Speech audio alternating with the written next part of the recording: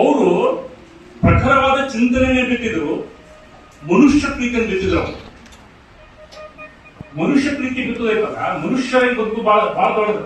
ನೀವು ಏನಾಗ್ಬೋದು, ಮೊದಲು ಮಾನವ ಅಂತಲ್ಲ ಅಂತ ಪ್ರೀತಿಯನ್ನು ಬಿತ್ತಂತರು. ಲಂಕೇಶ್ ಅವರ ಮೊದಲ ಕಥಾ ಸಂಕಲನ 1963 ಒಳಗೆ ಕೆರೆಯ ನೀರನ್ನು ಕೆರೆಗೆ ಅಂತೇಳಿ ಪ್ರಕಟ ಆಯಿತು.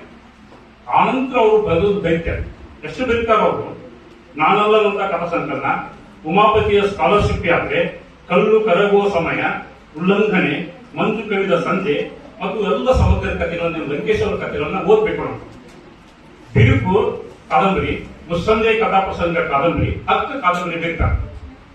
ಆಮೇಲೆ ಕಾವ್ಯ, ಅವರ ಕಾವ್ಯ ಒಳಗಡೆ ನೀವು ಗಮನಿಸಬೇಕು, ಅವ್ವ ಓದಿರಿ ಹೇಳಿದ್ರೆ ಯಾರು ಓದಿರಿ ಅವ್ವ.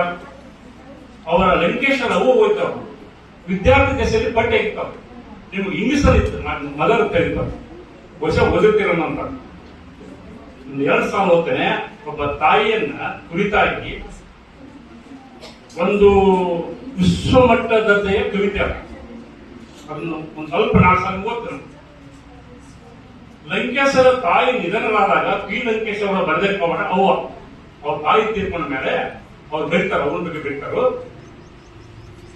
ನನ್ನವ್ವ ಫಲವತ್ತಾದ ಕಪ್ಪು ನೆಲ, ನನ್ನವ್ವ ಫಲವತ್ತಾದ ಕಪ್ಪು ನೆಲ, ಅಲ್ಲಿ ಹಸಿರು ಪತ್ರದ ಹರವು, ಬಿಳಿಯ ಹೂಹಬ್ಬ, ಸುಟ್ಟಷ್ಟು ಕಸುವು, ನೊಂದಷ್ಟು ಹೂ ಹಣ್ಣು, ಮಕ್ಕಳೊದ್ದರೆ ಅವಳ ಅಂಗಾಂಗ ಪುಲಕ, ಭತ್ತ ಬುಟ್ಟಿಯ ಇಟ್ಟು